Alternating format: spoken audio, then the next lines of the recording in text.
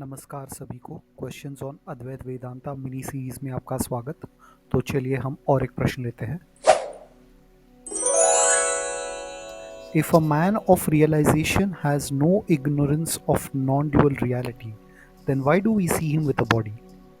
तो अद्वैत में ये कहा गया है कि ये जो हमें दुनिया दिखती है ये हमें इसलिए दिखती है क्योंकि हमें उस अद्वैत सत्य का ज्ञान नहीं है।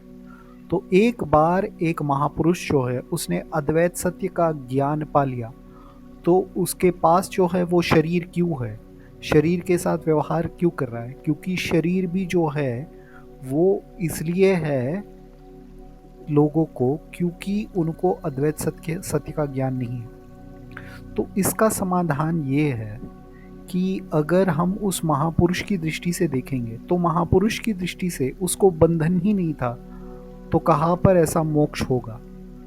ये एक समाधान है। दूसरा जो हमारे लिए समाधान दिया जाता है कि उसका जो है अविद्या हट गई है और जो बचा कुचा प्रारब्ध है उससे उसका शरीर चल रहा है, तो इसलिए हमें उसका शरीर दिखता है। लेकिन इसका असली समाधान ये है कि कार्य कारण संबंध ही वास्तव नहीं है। तो अगर कार्य कारण संबंध ही वास्तव नहीं है तो ये प्रश्न का कोई अर्थ नहीं है।